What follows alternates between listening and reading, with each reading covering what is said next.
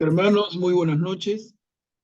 Vamos a dar inicio a nuestra reunión de hoy, jueves 30 de mayo, y continuamos con el libro de Job. Pero antes de entrar a la sesión misma, vamos a encomendarnos al Señor con una oración que va a estar a cargo de nuestra hermana Rita. Adelante, Rita. Gracias. Buenas noches, hermanos. En el nombre del Padre, del Hijo y del Espíritu Santo. Amén. Jesús, ¿qué has dicho? Donde están dos o tres reunidos en mi nombre, allí estoy yo en medio de ellos.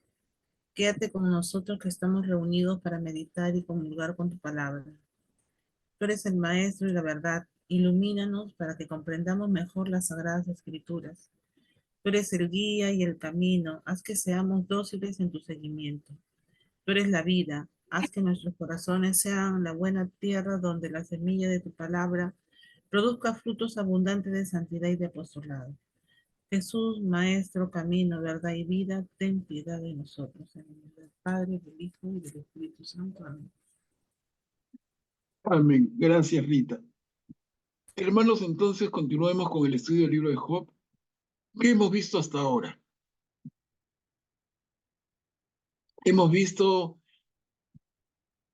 una introducción un poco larga en que están las pruebas a las que es sometido Job, capítulos 1 y 2, y luego en el capítulo 3 cómo Job rompe el silencio de una semana, 7 días y 7 noches en los que estaban él y los amigos que lo visitan, acompañándolos en su dolor. Y luego hemos visto el primer ciclo de discursos. Hemos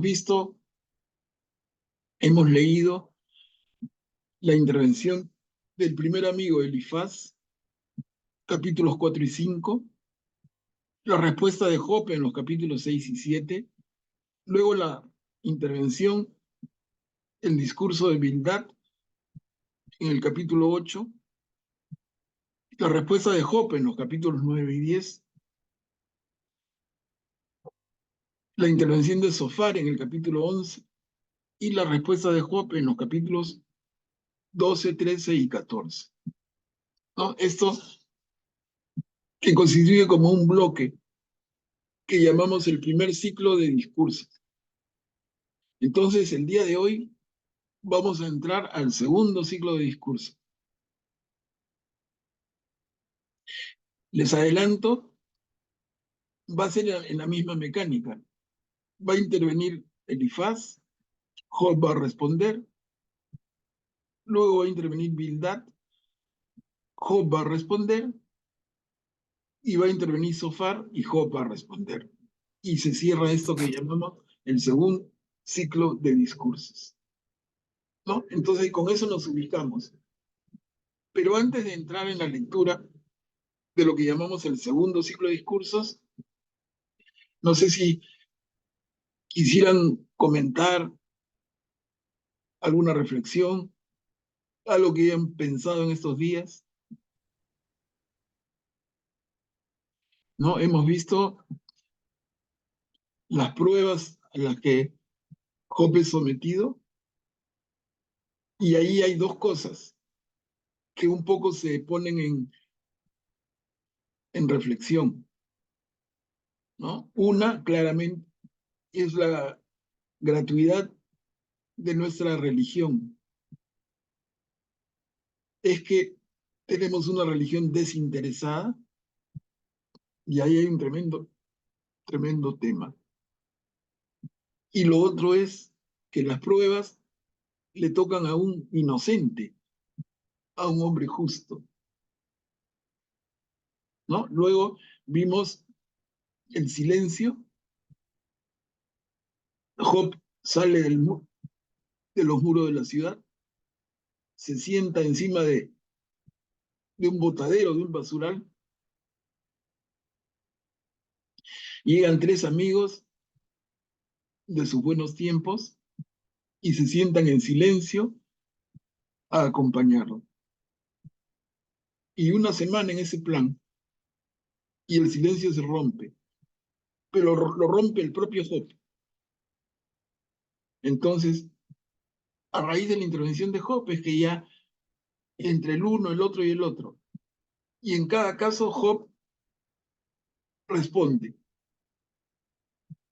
Hasta ahí, repito, es el esquema de lo que hemos visto hasta el momento. Sobre esto, ¿algún comentario, algo que quisieran compartir?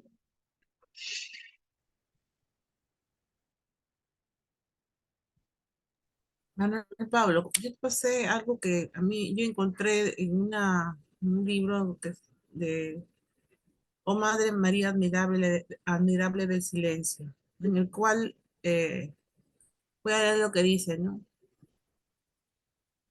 Sí, Nunca una comunicación fue tan profunda como cuando no se dice nada.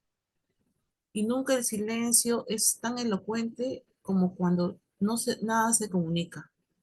Haznos comprender que el silencio es desinterés no es desinterés por los hermanos, sino fuente de energía e irradiación.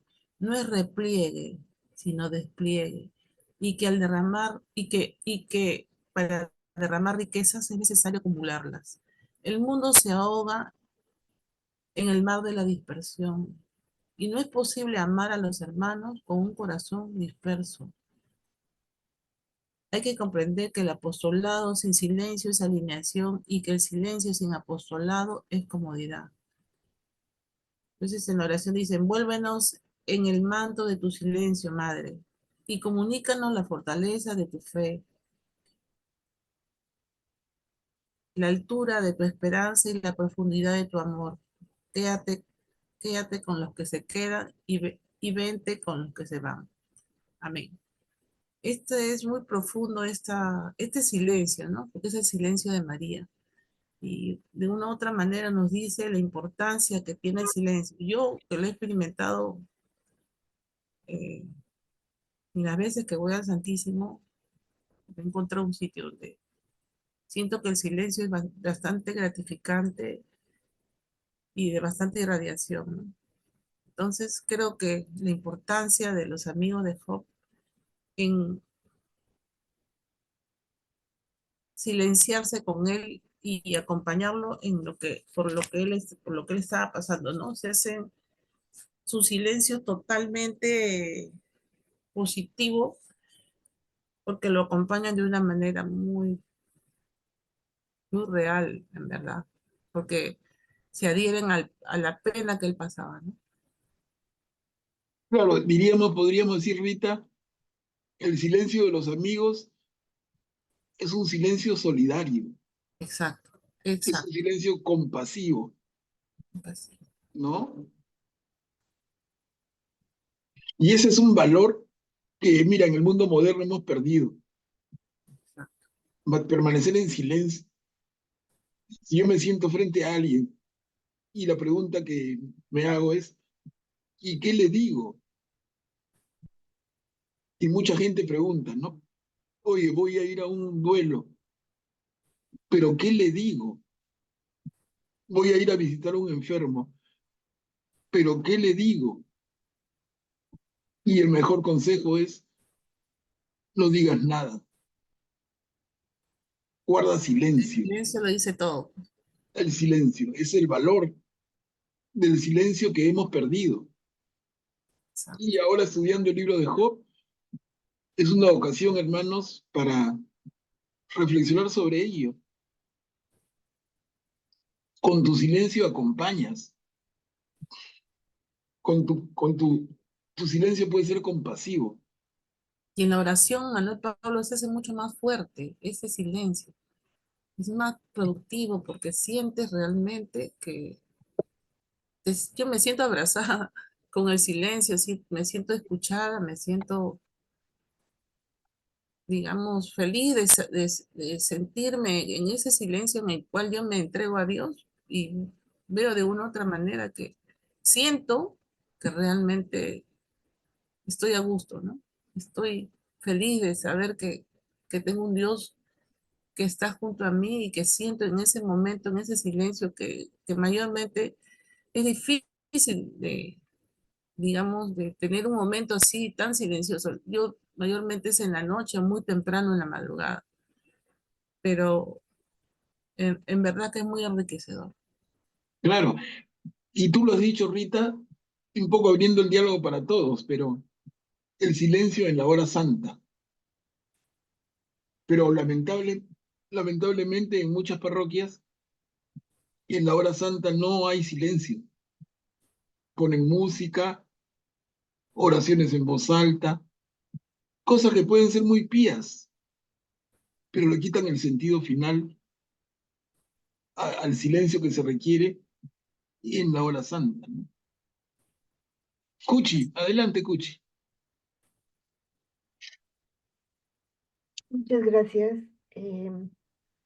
Justamente el libro de Job es un libro pues vigente eh, para todos, porque quien no ha experimentado o experimenta el dolor, el sufrimiento, y los escuchaba hablar del silencio, silencio de nuestra Madre, de la Virgen, estar en silencio, el silencio cuando estamos justamente al lado del sagrario, pero el silencio de los amigos, un silencio solidario efectivamente en un inicio, pero que después, cuando se inicia el diálogo, ya se trasluce, se refleja realmente lo que ellos querían que, o deseaban que Job reconociera su pecado o lo que hubiera cometido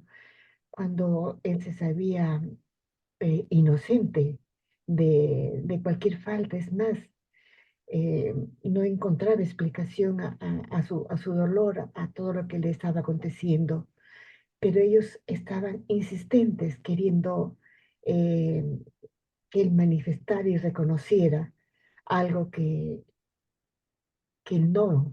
no se sentía mm,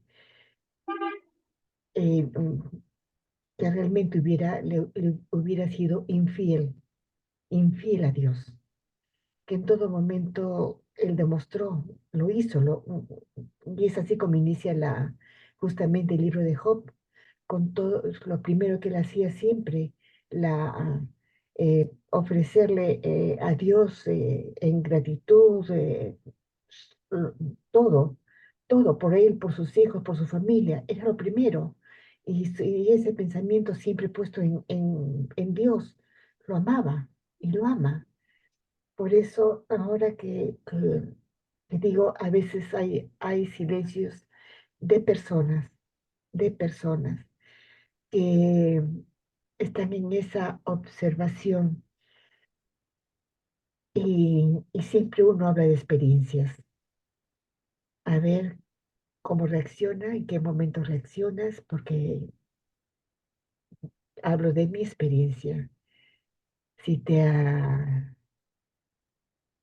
si te han hecho algo, ¿qué haces tú? Y si me he sentido, sí, observada, esperando, y uno lo percibe, pero después digo, el silencio ya no lo guardo. Eh, Mejor dicho, lo guardo yo, más no los demás, porque hay una certeza muy grande, y esa es la certeza que da la paz y que lo da todo. Saber que Dios nos conoce hasta lo más profundo de nuestro ser. Y si Dios nos conoce y conoce cómo somos, pues de ahí nace toda la paz Claro. y toda la fortaleza. Gracias. Gracias, Cuchi. Claro, lo que dices es muy cierto, creo yo. Ahora, no es fácil, para nada, no es fácil, pero es lo correcto. Miren, y es el otro tema que va a salir seguramente y alguno de ustedes compartirá sobre la religión gratuita. ¿Realmente nos acercamos a Dios por un amor desinteresado? O como decían las abuelitas, no es amor al chancho, sino los chicharrones. Es que existe la religión desinteresada. Ese es un gran tema que nos plantea también el libro de Job, pero ahí lo dejamos, irá saliendo, ¿no? Entremos entonces, hermanos, al capítulo 15, como les decía, el segundo ciclo de discursos. Y ese segundo ciclo lo abre nuevamente Elifaz, uno de los amigos. ¿Quién puede leer? Yo puedo leer, Manuel Pablo. Adelante, Graciano. Gracias. Buenas noches a todos los hermanos que están reunidos en este momento. Tu propia boca te condena. Elifaz de Temán replicó diciendo: ¿acaso un sabio da respuestas en el aire y llena de viento su interior? Arguye con palabras inútiles y con discursos que no sirven de nada. Más aún, tú destruyes la piedad y anulas la reflexión delante de Dios, porque es tu culpa la que inspira tus palabras y eliges el lenguaje de la gente astuta. Tu misma boca te condena, no yo. Tus propios labios atestiguan contra ti. Gracias, Graciano. Miren cómo esta segunda vuelta se levanta el tono. La primera vuelta ha sido un tanto dura, pero veamos el tono en esta segunda vuelta más exasperado, ¿no? Miren las palabras de Elifaz. ¿Acaso un sabio da respuestas en el aire? ¿Llena de viento su interior? ¿Arguye con palabras inútiles? ¿Con discursos que no sirven de nada?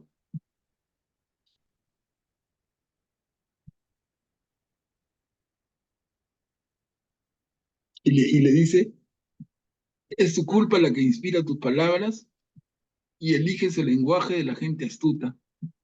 Tu misma boca te condena, no yo. Fuerte, fuerte. Ahora, continuemos con Elifaz. Elifaz sigue hablando. ¿Quién puede leer acá? ¿Qué es el hombre para creerse puro?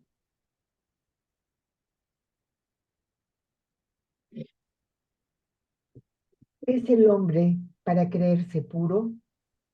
¿Eres tú el primer hombre que nació? ¿Fuiste dado a luz antes que las colinas?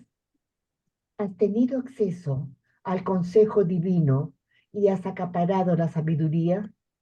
¿Qué sabes tú que nosotros no sepamos? ¿Qué entiendes tú más que nosotros? Aquí también hay ancianos de cabellos blancos, gente de más edad que tu mismo padre. ¿No te basta el consuelo que Dios te da y una palabra pronunciada con dulzura? ¿Por qué te dejas arrastrar por tus impulsos? ¿Qué significan esos ojos huraños cuando vuelves tu saña contra Dios y lanzas denuestos por la boca? ¿Qué es el hombre para que sea puro y el nacido de mujer para que sea justo? Si Dios no se fía ni siquiera de sus santos y el cielo no es puro a sus ojos, cuánto menos ese ser abominable y corrompido, el hombre que bebe como agua la iniquidad. Uh-huh. Gracias, Cuchi. Miren la dureza de las palabras, ¿no? Cuando quieren, por favor, me avisan y les doy la palabra. Si no, vamos avanzando.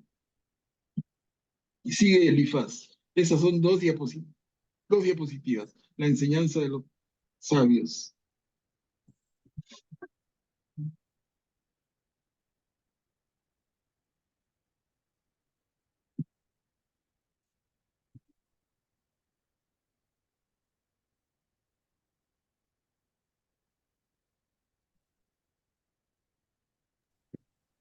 Yo leo, profesor. Gracias, Mary. La enseñanza de los sabios. Yo te voy a explicar. Escúchame. Déjame contarte algo que vi. Es lo que se refieren los sabios, lo que se le ocultaron sus padres. A ellos solos les fue dada la tierra y ningún extraño pasaba en medio de ellos. El malvado se atormenta todos los días de su vida. Muy pocos años están reservados al hombre cruel. Voces horribles resuenan en sus oídos, en plena paz. La asalta el devastador. Él no espera evadirse de las tinieblas y está destinado a la espada. Anda errante como pasto de los buitres y sabe que su ruina se asegura. El día tenebroso le aterra, le angustia y la opresión lo comentan como un rey preparado para el ataque. ¿Por qué extendía su mano contra Dios y se envalentonaba contra Todopoderoso? Arremetía contra él con el cuello tendido, con todo el espesor de sus escudos blindados, porque había untado un rostro con grasa y había rebustecido sus lomos, perdón. A ver, continuamos.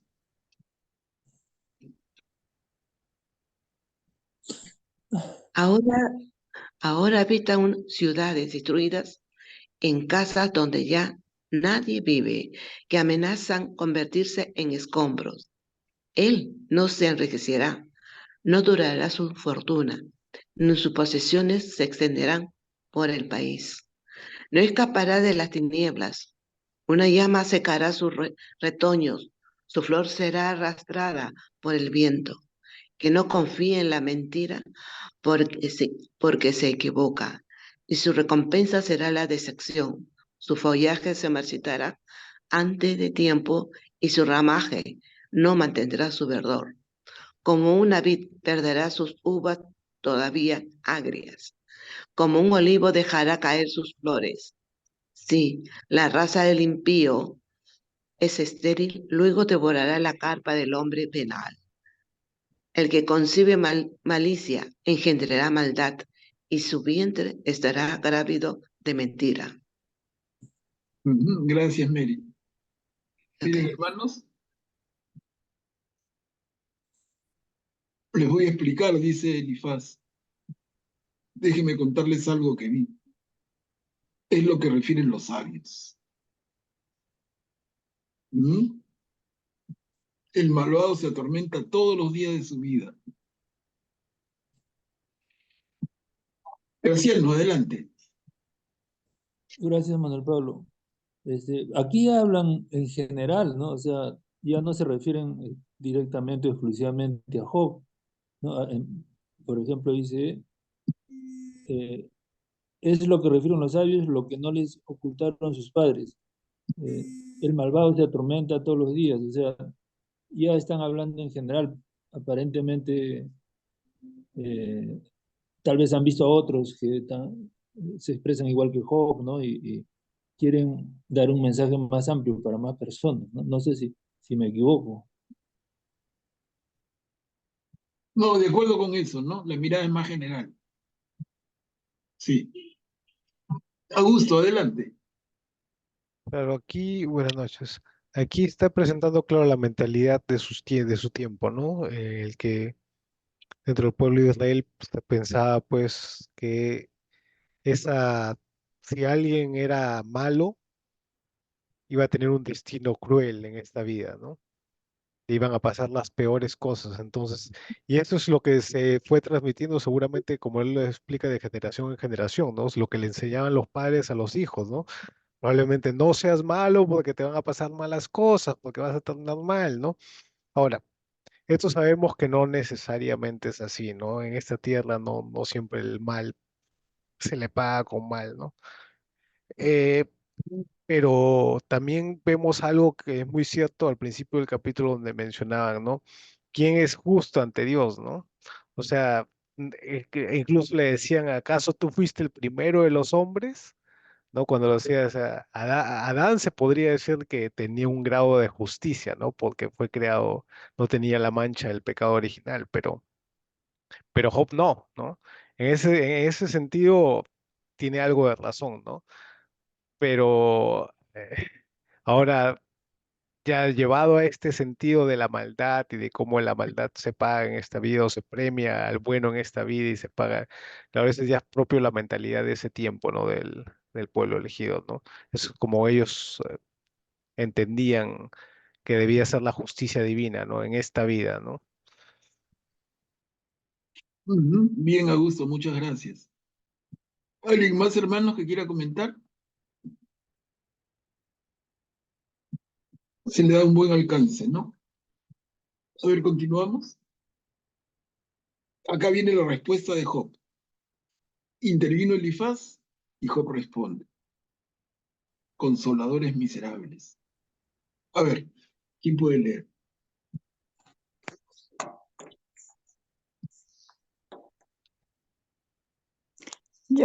Profesor, buenos días, buenas noches. Elsa, Voy a adelante, leer. gracias. Bien. Consoladores miserables. Job respondió diciendo: ya escuché muchos discursos semejantes, tristes, consoladores, son todos ustedes. ¿Terminarán de una vez las palabras en el aire? ¿Qué es lo que te incita a replicar así? También yo hablaría como ustedes, si ustedes estuvieran en mi lugar. Los ensordecería con palabras y les haría gestos de conmiseración. Los reconfortaría con mi boca y mis labios. No dejarían de moverse. Miren cómo va la respuesta de Job, ¿no? Ya escuché mucho, ¿no? ¿Terminarán de alguna vez tanto palabrerío? Si ustedes estuvieran en mi lugar, yo haría lo mismo, les digo. Los ensordecería con palabras. O sea, se nota que Job, encima del dolor, encima del honor herido, ya se picó definitivamente.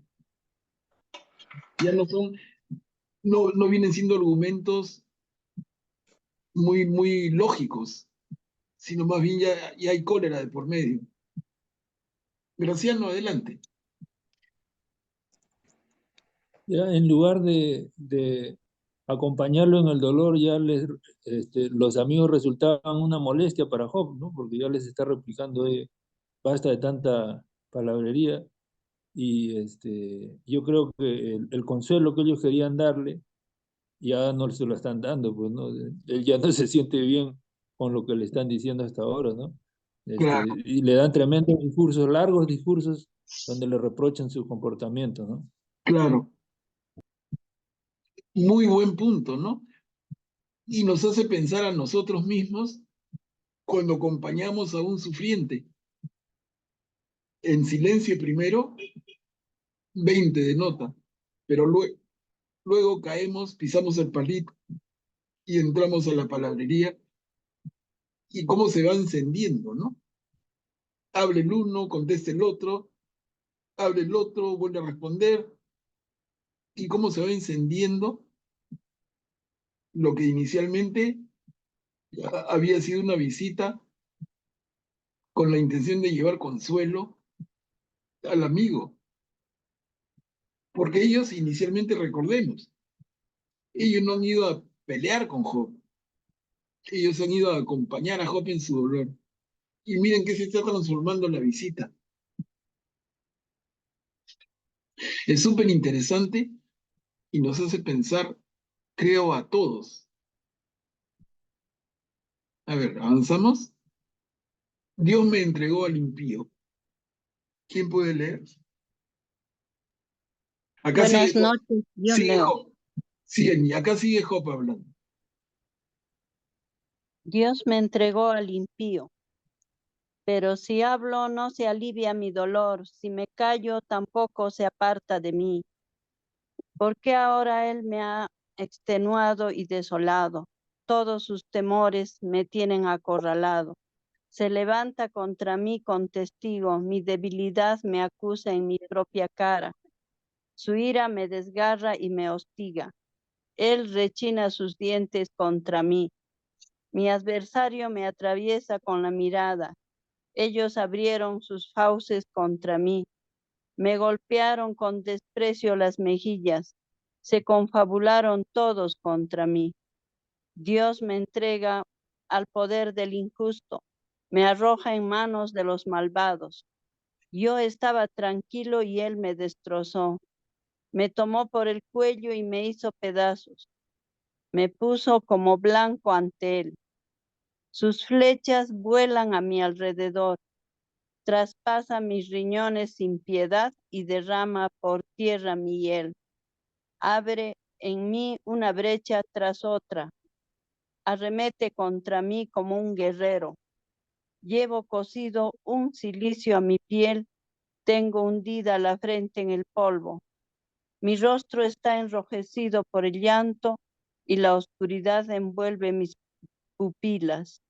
Sin embargo, no hay violencia en mis manos y mi plegaria es pura. Gracias, Eni. A ver, y continuamos, miren. Acá termina Job. ¿Puedo No seguir descanse leyendo? mi grito de auxilio. Sí, claro. No descanse mi grito de auxilio. Tierra, no cubras mi sangre, que no haya un lugar de descanso para mi clamor. Aún ahora mi testigo está en el cielo y mi garante en las alturas. Mis amigos se burlan de mí mientras mis ojos derraman lágrimas ante Dios. Que Él sea árbitro entre un hombre y Dios, como entre un hombre y su prójimo, porque mis años están contados y voy a emprender el camino sin retorno. Claro, mira, gracias, Eni. Como Job está enfrentando ya una fatalidad para él, va a emprender el camino sin retorno. Él ve que está camino a la muerte y pide un árbitro. Ya lo había anunciado antes, ¿no? Acá reitera el pedido. Un árbitro entre el hombre y Dios. Él se siente muy poca cosa, pero siente que necesita defensa para que esgrima argumentos que él no tiene la fuerza de poner. Graciano, adelante. Gracias, Manuel Pablo. En este pasaje, entre los dos pasajes últimos, este y el anterior, yo los veo bastante diferentes, ¿no? En el anterior acusaba a Dios y le echaba la culpa a Dios de sus males, ¿no? Y aquí todavía dice que Dios es su testigo y su garante en las alturas. O sea, rápidamente cambia de la forma en que ve las cosas, ¿no? En la forma en que se expresa, ¿no? Y yo supongo que debe ser producto, pues, de la desesperación que está viviendo, ¿no? Que se vuelve hasta muy voluble el hombre. En un momento dice una cosa y al momento siguiente puede decir cosas casi contrarias, ¿no? Esta es No la sé si me anterior, equivoco. Graciano. Esa es la anterior. ¿Tú te Sí, refieres a qué sí. parte? Él dice varias cosas. Por ejemplo, él me ha extenuado y desolado, ¿no? En la segunda línea. Todos sus temores me tienen acorralado. Se levanta contra mí con testigo, ¿no? O sea, Dios se levanta contra él. Eso es lo que él está diciendo, ¿no? Y en el siguiente pasaje dice que Dios es su garante en las alturas. Entonces, ahí yo veo contradicción.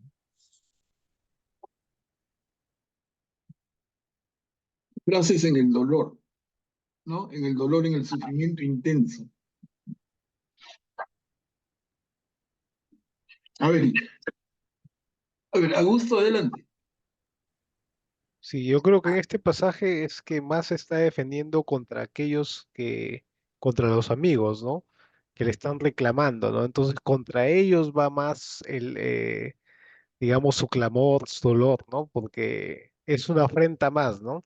Aparte de lo que, según él, Dios le está haciendo sufrir injustamente, ahora vienen estos amigos que él reconoce que si estuviera en su posición también probablemente hubiera actuado similarmente, ¿no? Porque es como se dice, una cosa es, digamos, ver las cosas desde afuera y otra cosa es sufrirlas, ¿no?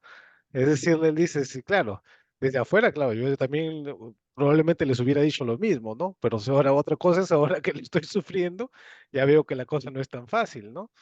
Y sobre todo que él lo considera que ese sufrimiento es injusto, ¿no? Entonces ahí, por eso este pasaje, todo este capítulo se centra más contra los amigos, ¿no? Y bueno, y al final sí pide, como dices, un árbitro, ¿no? En medio de Dios y él, ¿no? Porque ese es el clamor original, ¿no? Que él siente que no es de justicia lo que le está pasando. Ujú, bien, perfecto, perfecto. Y acá continuamos, mire, capítulo 17, continúa la respuesta de Job a su amigo Elifaz. ¿Quién puede leer? Me ha convertido en objeto de burla. Me han convertido en objeto de burla. Se me ha agotado el aliento. Se han extinguido mis días. Solo me queda el sepulcro. ¿No soy acaso el blanco de las burlas y no me desvelan las provocaciones? Deposita junto a ti la fianza a mi favor. Si no, ¿quién se estrechará mi mano? Tú cerraste su corazón al discernimiento, pero eso no lo dejarás triunfar. Se anuncia el reparto a los amigos mientras los ojos de los hijos desfallecen. Me has convertido en burla de la gente. Soy como alguien a quien se escupe en la cara. Mis ojos se debilitan por la tristeza y todos mis miembros son como la sombra. Los hombres son los hombres rectos quedan consternados por esto, y el inocente se indigna contra el impío, pero el justo se afianza en su camino y el de las manos puras redobla su energía. No, entonces está Job dañado en su honor y le duele tanto. Y a ver, veamos, acá termina el capítulo 17, la intervención de Job. ¿Dónde está mi esperanza?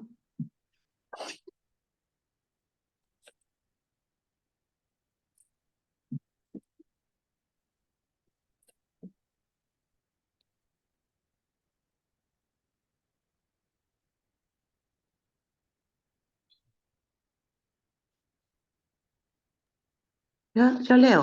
Ujú. ¿Está bien? Gracias. ¿Dónde está, dónde está mi esperanza? Vengan todos ustedes, vengan otra vez. No encontraré un solo sabio entre ustedes. Han pasado mis días, se han deshecho mis planes y las aspiraciones de mi corazón. Ellos cambian la noche en día. La luz, dicen, está cerca de las tinieblas. ¿Qué puedo esperar? El abismo es mi morada. En las tinieblas extendí mi lecho y yo grito a la fosa. Tú eres mi padre y los gusanos, mi madre y mis hermanos. ¿Dónde están entonces mi esperanza y mi felicidad? ¿Quién la verá? ¿Bajarán conmigo al abismo? ¿Nos hundiremos juntos en el polvo? Gracias, Mary. Miren las dudas que expresa Job, ¿no? La fosa es su padre, los gusanos, su madre y sus hermanos. Y se pregunta, ¿dónde está entonces mi esperanza? ¿Quién la verá? ¿Bajarán conmigo al abismo? ¿Nos hundiremos juntos en el polvo? Miren esas preguntas de un hombre que está sufriendo tanto. Y acá termina la intervención de Job y entra el segundo, el discurso del segundo amigo, Bildad. La luz del impío se extingue. Acá son dos diapositivas. ¿Quién pudiera leer?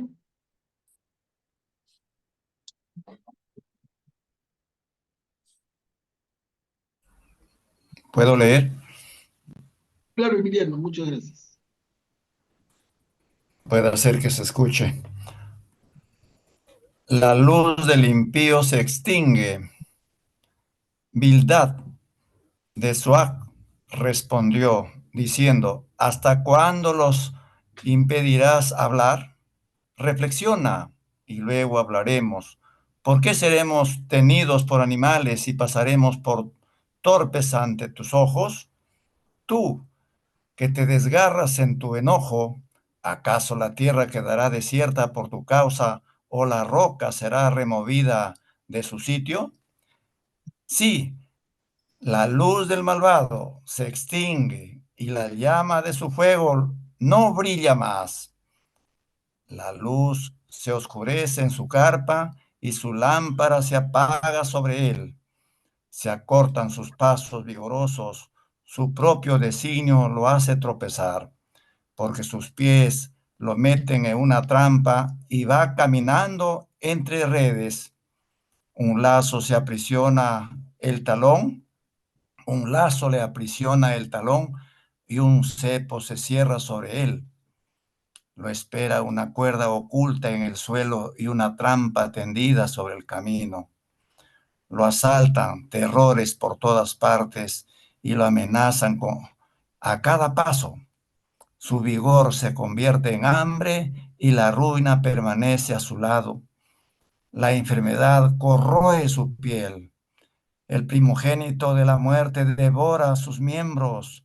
Lo arrancan de la seguridad su carpa y lo llevan suba más arriba. Lo lleva No visualizo. ante el rey de los terrores. Ya. Y lo llevan ante el rey de los terrores. El fuego se instala en su carpa y se esparce azufre sobre su morada. Por debajo se secan sus raíces y por arriba se marchita su ramaje.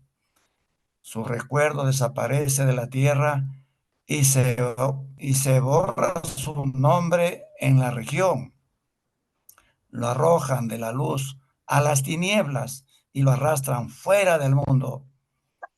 No tiene estirpe ni posteridad en su pueblo. No quedan sobrevivientes donde él habitaba. El occidente se estremece por su destino y el oriente es presa del horror. Sí, tales son las moradas del injusto. Este es el lugar del que no conoce a Dios. Gracias, Emiliano. Miren, ha intervenido Bildad, el segundo de los amigos.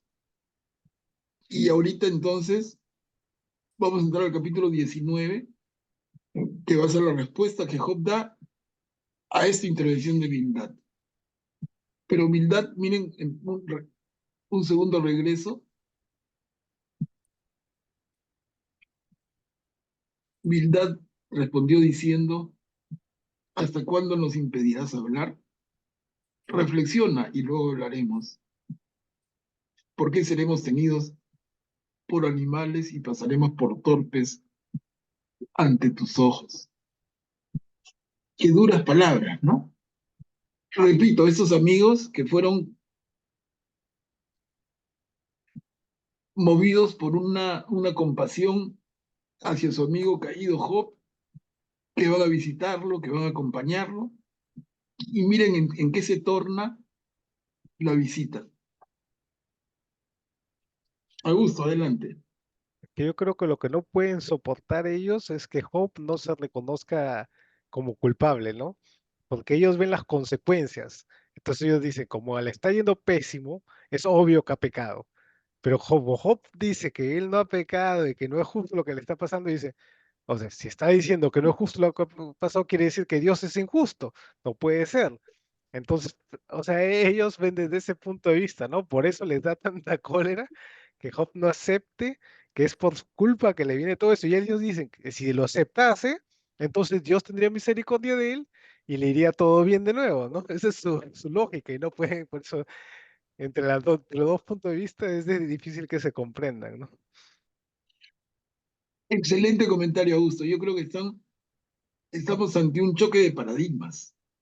Muy claro, ¿no? El paradigma establecido en el pueblo de Israel versus el que tiene personalmente el hombre que sufre. Y en ese choque, como dice bien Augusto, difícil que se entiendan. Pero no entenderíamos entonces de otra manera por qué los amigos, uno son amigos, dos han ido a consolarlo. Y miren en qué se ha vuelto en qué se ha convertido la visita.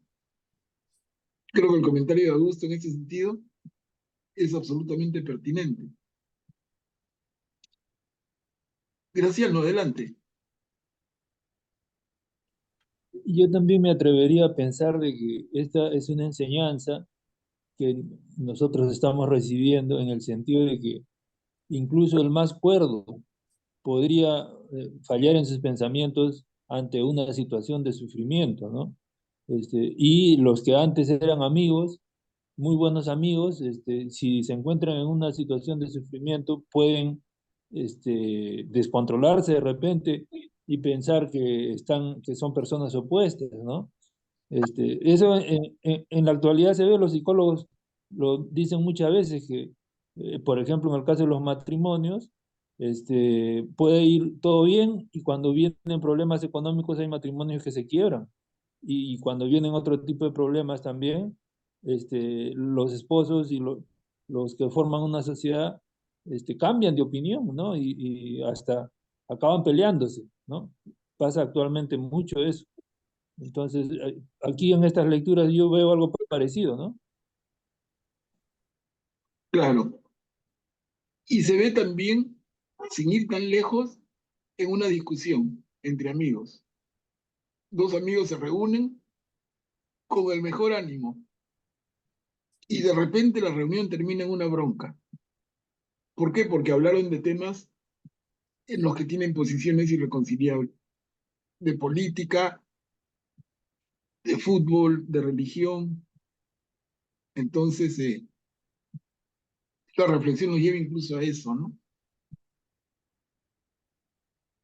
Cómo lo que aparentemente inicia como un diálogo cordial, como una visita amical, puede terminar en un tremendo desencuentro. Sucede entre amigos, sucede en la pareja.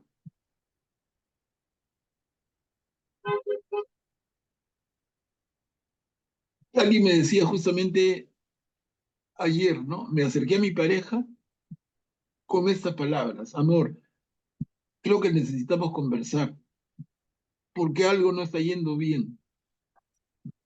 En ese tono y con esa intención él se acercó a ella y me dice: a los 10 minutos era una bronca, a la hora era imposible y dejaron de hablarse,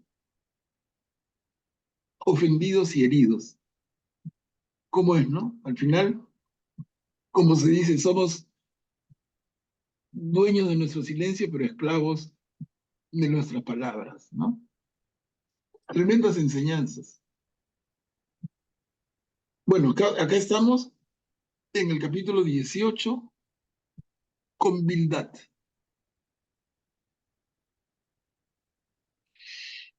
Y en el 19 Job le contesta. Job le responde, acá son 2 diapositivas.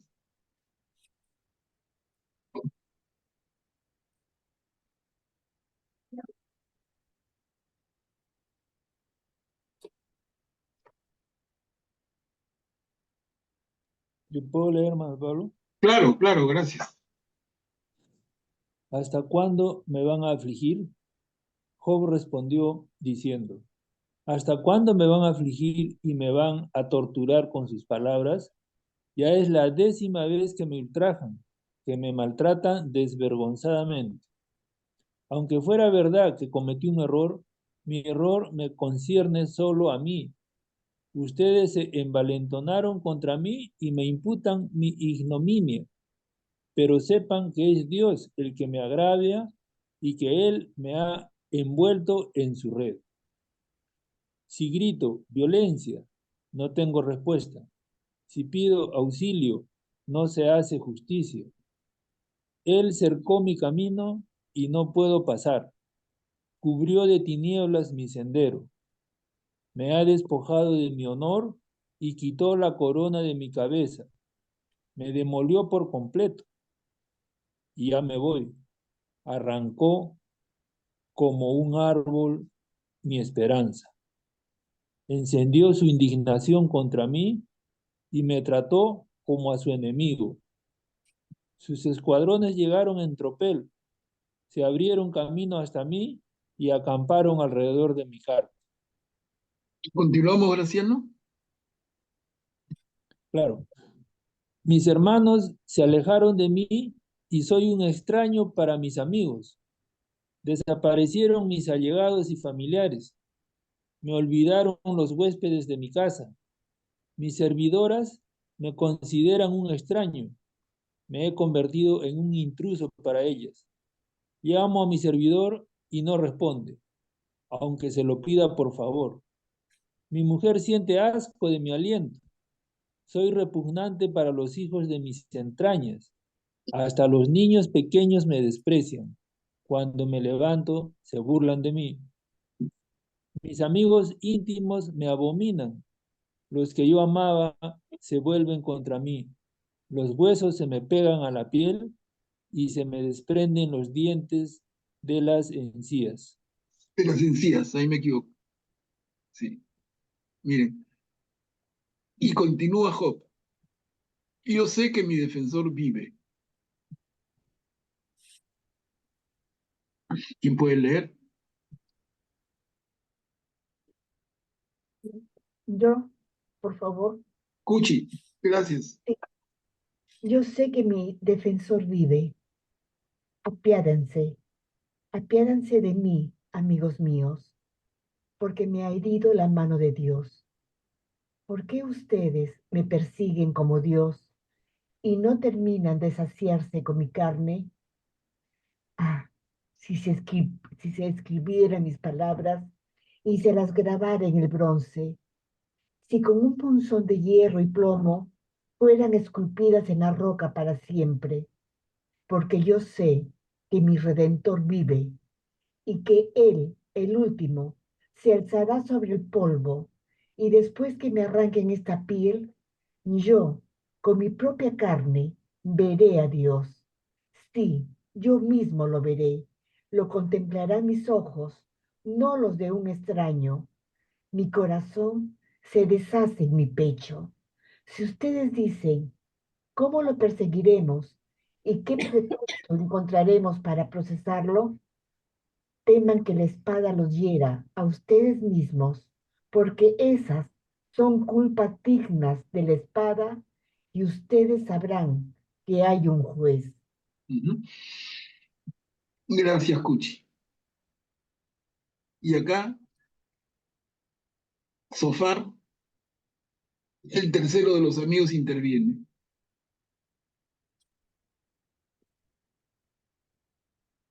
Son 2 diapositivas. ¿Quién puede leer?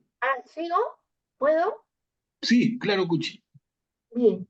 La alegría del impío es pasajera. Sofar de Naamá respondió diciendo, mis pensamientos me obligan a replicar, porque no puedo dominar mi excitación. Tengo que oír reproches injuriosos, pero mi inteligencia me inspira una respuesta. ¿No sabes acaso que desde siempre, desde que el hombre fue puesto sobre la tierra, el júbilo de los malvados acaba pronto y la alegría del impío dura solo un instante? Aunque su altura se eleve hasta el cielo y llegue a tocar las nubes con la cabeza, él perece para siempre, como sus excrementos, y sus conocidos preguntan, ¿dónde está? Huye como un sueño y nadie lo encuentra, desechado como una visión nocturna. El ojo que lo miraba no lo ve más. El lugar que ocupaba lo pierde de vista. Sus hijos lo indemnizan a lo que él empobreció y sus propias manos restituyen las riquezas. El vigor juvenil que llenaba sus huesos yace con él en el polvo. Y continuamos, Cuchi. Sí, el mal era dulce a su boca y él lo disimulaba bajo su lengua, lo saboreaba y no lo soltaba. Lo retenía en medio de su paladar, pero su comida se corrompe en las entrañas. Es un veneno de víboras dentro de él. Tiene que vomitar las riquezas que tragó. Dios se las arranca de su vientre. Gracias, Cuchi. Miren la intervención del tercer amigo, que parece que es el más joven, Sofar. Mis pensamientos me obligan a replicar. No puedo dominar mi excitación, dice, ¿no? Mi inteligencia me inspira una respuesta.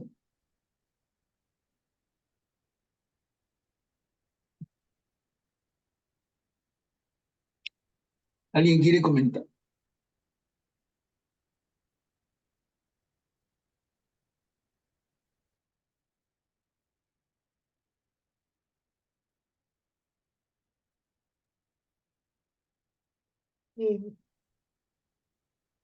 Como dice esa frase, con amigos así, ¿quién quiere enemigos?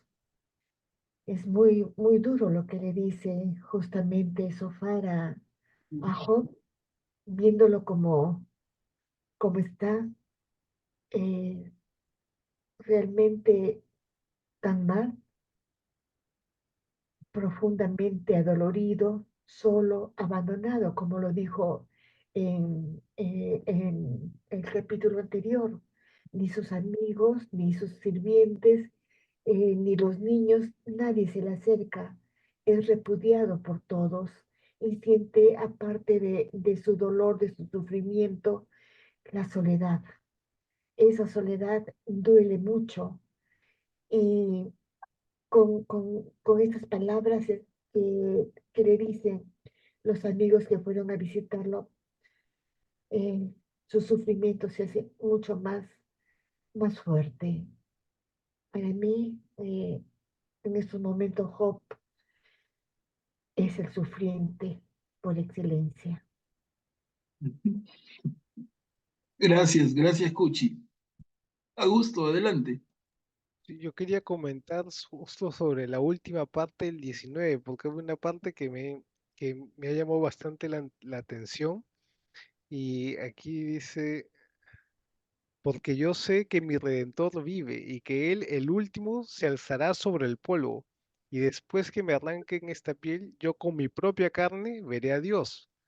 Si yo mismo, bueno, o sea, parece que es una referencia, ¿no? Puede ser la Cristo y a la resurrección de los muertos, ¿no?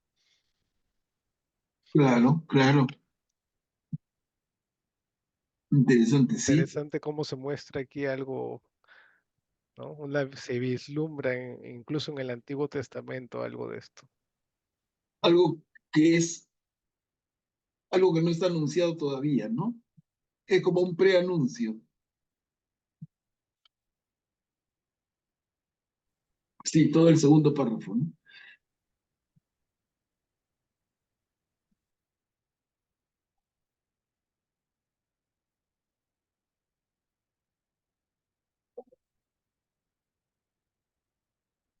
Y acá en lo que ha leído nuestra hermana, Sofar responde en lo que ha leído, y acá no. El mal era dulce a su boca, y él lo disimulaba bajo su lengua. Lo saboreaba y no lo soltaba. Su comida se corrompe en las entrañas. Es un veneno de víboras dentro de él. Tiene que vomitar las riquezas que tragó. Dios se las arranca de su vientre. ¿Qué tal dureza, como dijo Cuchi, ¿no?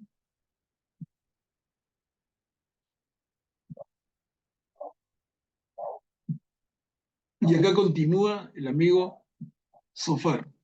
Dos diapositivas. Son dos diapositivas.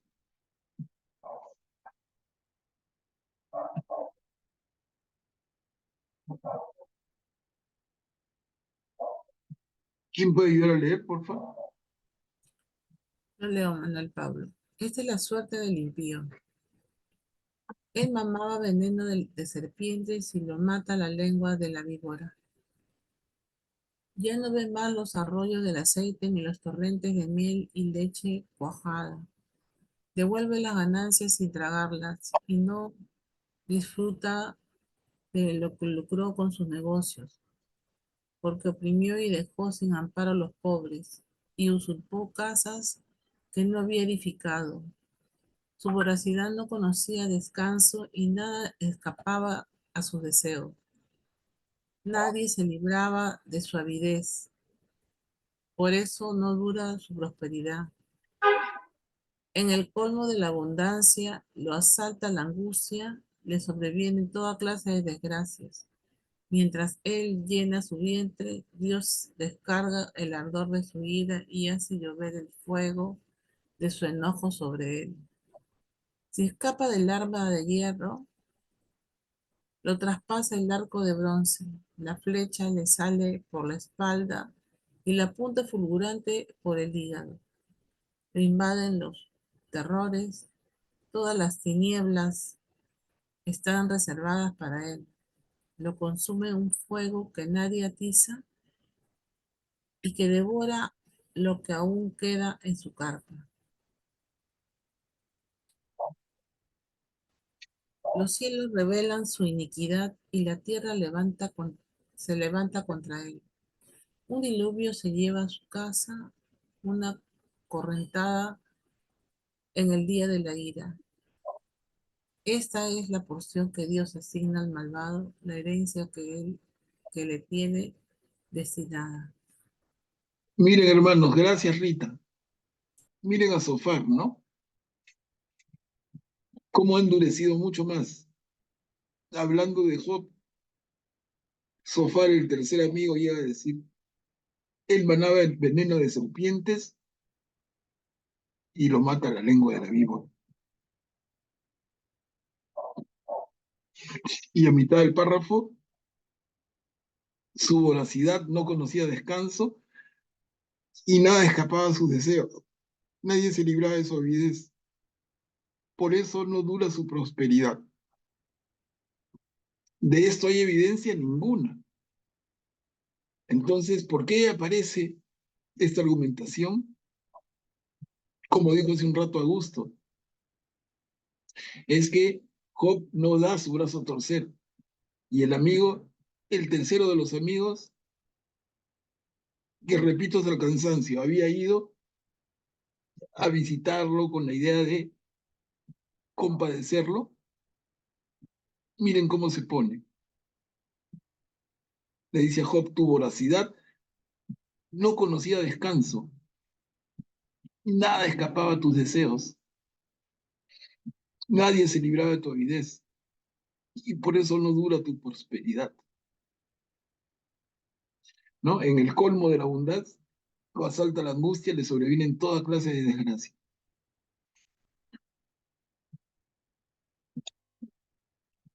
Graciano, adelante. Gracias, Manuel Pablo. Yo también me preguntaría, ¿no? Lo mismo que tú acabas de mencionar. ¿Por qué estos amigos tendrían que expresarse de esa manera? Lo que nos dijo este libro desde el inicio es que Job era un justo, era un hombre justo. Pero acá le hablan de voracidad, de que era un usurero, ¿no? O sea, como que no cuadra bien el inicio del libro ya con este momento, ¿no? Y bueno, si yo tuviera que hacer un juicio de valor aquí, pues yo diría que están exagerando estos amigos, ¿no? Si el hombre era una buena persona, ¿por qué le tendrían que decir todo esto? Obvio que nosotros no tenemos la misma información que ellos tres tenían. Entonces, supuestamente, entonces ellos conocían algunas fallas pues, de Job, ¿no? E incluso al inicio del libro, Dios le dice al diablo, oye, ¿te has fijado en mi servidor Job, que es un hombre justo? Entonces, si Dios lo considera justo, ¿por qué ellos le dicen tantas cosas tan malas, ¿no? Claro, pero está en la respuesta que dio Augusto hace un rato, ¿no? Cuando decía, lo que enciende la ira de los amigos es lo que parece una posición terca y necia de Job, de negar su pecado. Ellos en su paradigma dicen, si no es que ha pecado, esto no le sucedería. Y Job dice, no, no he pecado. Y ahí es donde chocan, chocan y chocan. Y en la discusión, porque se ha convertido ya no en un diálogo, sino en una discusión, las posiciones se encienden, ¿no? Y lo que al inicio era una pequeña distancia, se va convirtiendo en una gran distancia. Lo que al principio era una pequeña desavenencia, se convierte en un gran tema de discusión. Guillermo, adelante. Don Pablo, pero la verdad es que Job no ha pecado, por eso es que él se resiste a reconocerlo. Él desde el comienzo se dice, Dios se precia de tener un servidor como él y lo pone como muestra en la vitrina, ¿no? Es justo, es honesto, eh, trata bien a todos, les da a sus hijos lo que creen que merecen, etcétera, ¿no? Entonces, eh, todo lo que le pasa a Job está producido por Satán. Sin embargo, aquí este amigo dice, Dios descargue el ardor de su ira. Eso no es cierto para mí, porque no es Dios el que lo hace sufrir a Job. En el diálogo entre Satán y el Señor, este, Satán como que lo reta a Dios a que lo exponga a todas estas cosas. Y Dios como que le da permiso, pero el que se las procura, el que las produce es Satán. No es Dios el que lo castiga de ninguna manera, si lo está alabando y lo está poniendo como ejemplo. Claro, claro. Entonces, Job se defiende de eso y en ningún momento, en todo lo que hemos leído hasta la fecha, en ningún momento reniega de Dios, reniega de su nacimiento, ¿no? Pero no reniega de Dios en ningún momento, a pesar de todo lo que le pasa. Y todo lo que le pasa son las cosas que lo hace padecer Satán para que se rebele contra Dios y no logra su objetivo, ¿no? Es perfecto, sí. Recordemos las primeras palabras de Satán, o dentro de las primeras palabras, cuando le dice el Señor, te maldecirá en la cara. Así es. Y hay otra, Sí, perdón, Manuel Pablo, hay otra cosa que es importante. Al comienzo de los diálogos, Job dice una cosa que a mí me llamó la atención, no está en un renglón, nada más dice que él tenía temor de que le sucediera algo terrible y lo que temía que le sucediera le sucedió. Eso está en los primeros capítulos. Entonces, por eso es que se conduele y se dice todo lo que dice, ¿no? Cosas duras, es verdad, pero no se revela en ningún momento contra Dios, ¿no? Maldice de sí mismo, etcétera. La discusión con sus amigos viene porque creo que ellos, en el afán de ayudarlo, de consolarlo, provocan con sus buenas intenciones la reacción de él, porque él les contesta a cada uno de ellos en la intervención de uno y de otro. Y sus respuestas, para mí, están fundamentadas en la conciencia que tiene Job de que él no ha pecado ni se ha rebelado contra Dios y sin embargo le está pasando todo esto, ¿no? claro, claro.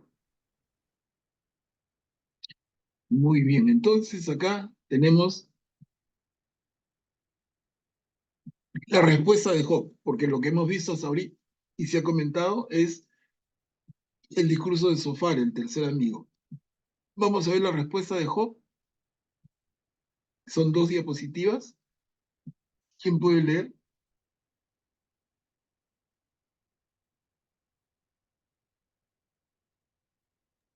Yo leo, Manuel Pablo. Gracias, Guillermo. Job respondió diciendo, oigan bien mis palabras, concédanme al menos este consuelo. Tengan paciencia mientras hablo yo, y una vez que haya hablado, se podrán burlar. ¿Acaso yo me quejo de un hombre o no tengo motivo para estar indignado? Vuélvanse a mí y quedarán consternados. se pondrán la mano sobre la boca. Cuando me acuerdo, yo mismo me horrorizo y todo mi cuerpo se estremece. ¿Cómo es posible que vivan los malvados y que aún siendo viejos se acreciente su fuerza? Su descendencia se afianza ante ellos, sus vástagos crecen delante de sus ojos. Sus casas están en paz, libres de temor, y no los alcanza la vara de Dios. Su toro fecunda sin fallar nunca, su vaca tiene cría sin abortar jamás. Hacen correr a sus niños como ovejas, sus hijos pequeños saltan de alegría. Entonan canciones con el tambor y la cítara y se divierten al son de la flauta. Acaban felizmente sus días y descienden en paz al abismo. Y ellos decían a Dios, apártate de nosotros, no nos importa conocer tus caminos. ¿Qué es el Todopoderoso para que lo sirvamos y qué ganamos con suplicarle? ¿No tienen la felicidad en sus manos? ¿No está lejos de Dios el designio de los malvados?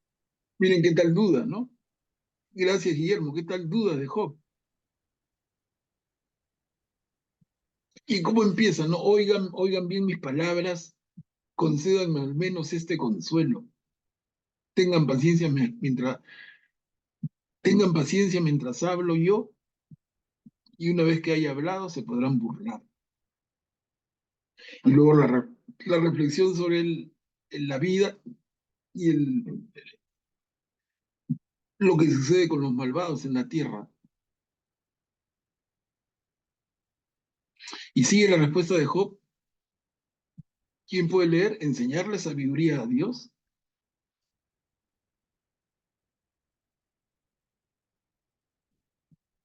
Yo puedo leer. Gracias, América. Enseñarle sabiduría a Dios. ¿Cuántas veces se extingue su lámpara y la ruina se abate sobre ellos? ¿Cuántas veces en su ira Él les da su merecido y ellos son como paja delante del viento, como rastrojo que se lleva el huracán? ¿Reservará Dios el castigo para sus hijos? Que lo castigue a Él, que Él lo sienta, que sus propios ojos vean su fracaso, que beba el furor del Todopoderoso. ¿Qué le importará de su casa después de él, cuando se haya cortado el número de sus meses? Pero ¿puede enseñarse la sabiduría a Dios, a él que juzga a los seres más elevados? Uno muere en la plenitud de su vigor, enteramente feliz y tranquilo, con sus caderas repletas de grasa y la médula de sus huesos bien jugosa. Otro muere con el alma amargada, sin haber gustado la felicidad. Después, uno y otro yacen juntos en el polvo y los recubren los gusanos. O sea, al final van a terminar teniendo el mismo fin. A ver, qué fuerte. ¿Reservará Dios castigo para sus hijos? Y a ver, y acá terminamos este capítulo 21, que es la respuesta de Job al tercer amigo. O sea, con esto concluimos el segundo ciclo de discursos. ¿Quién puede leerlo? ¿Puedo seguir? Claro, América, gracias. ¿Por qué me consuelan en vano? Si yo sé lo que ustedes piensan, los razonamientos que alegan contra mí. ¿Dónde está, dicen ustedes, la casa del potentado y la carpa en que habitaban los malvados? Pero ¿no han preguntado a los que pasan por el camino? ¿No han advertido por las señales que dan que el impío es preservado en el día de la ruina y es puesto a salvo en el día del furor? ¿Quién le devuelve el mal que hizo? Es llevado al cementerio y una lápida monta guardia sobre él. Son dulces para él los terrores del valle. Todo el mundo desfila detrás de él y ante él una multitud innumerable. Qué inútil es el consuelo que me ofrecen. Sus respuestas son puras falacias. Gracias, América. Miren, qué inútil el consuelo que me ofrecen. Sus respuestas son puras falacias. Acá termina la respuesta de Job a Zofar y termina el segundo ciclo de discursos. Como veíamos, ¿no? En el segundo ciclo han participado en el mismo orden los amigos. Primero Elifaz, segundo Bildad y tercero Zofar. Y a la intervención de cada uno ha merecido una respuesta de Job. Hemos ido viendo cómo se mantiene el tema de fondo, pero cómo crece en la discusión, cómo se enciende el tema y cómo los argumentos suben de tono a llegar a decirle cosas horribles. ¿Para eso lo han ido a visitar? Augusto, adelante. Creo que aquí ya Job comienza a cuestionar ya el mismo paradigma en sí, ¿no? Y un paradigma que él podría haberlo tenido también en su momento, ¿no? Pero ya al confrontarse con esta realidad del sufrimiento y de un sufrimiento que él ve que no es consecuencia del mal, como así lo hubieran creído antes, y ve, también se comienza a dar cuenta de cómo ese paradigma no tiene relación con la realidad, ¿no? Porque en la realidad, y nosotros lo podemos ver en esta realidad, que en la que vivimos, que muchas veces hay personas que se portan mal y sin embargo gozan de muchos bienes, aparentemente, bueno, no sabemos qué pasa dentro de su corazón, pero aparentemente tienen todo en esta tierra y mueren de repente sin recibir el justo castigo, ¿no? Entonces, eso es lo que está haciendo notar Job, ¿no? Que todo lo que ellos dicen, sus respuestas son puras falacias, porque están basados en algo que no se ajusta a la realidad, ¿no? Ustedes están hablando de una cosa que no es la realidad, ¿no? Él está haciendo notar que incluso en los malvados no se aplica esto. Entonces, ¿cómo le pueden hacer una crítica a él si él está poniendo otro ejemplo en que tampoco se aplica, ¿no? En la realidad no es así, les está haciendo notar que ellos no están teniendo un razonamiento coherente. Excelente, Augusto, muchas gracias. Creo que cuadra perfectamente el tema que estamos analizando.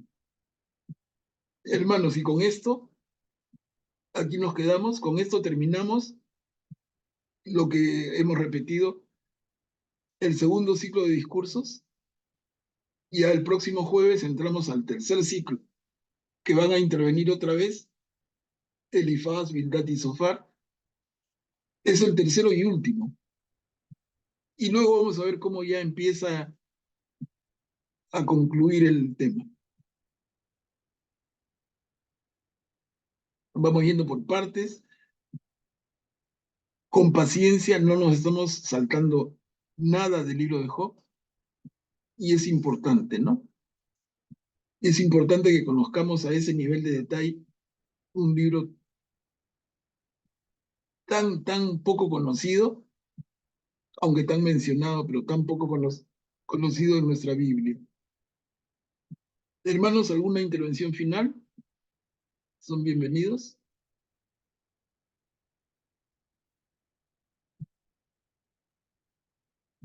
Si no, alguien que pudiera hacer una oración para despedir la reunión.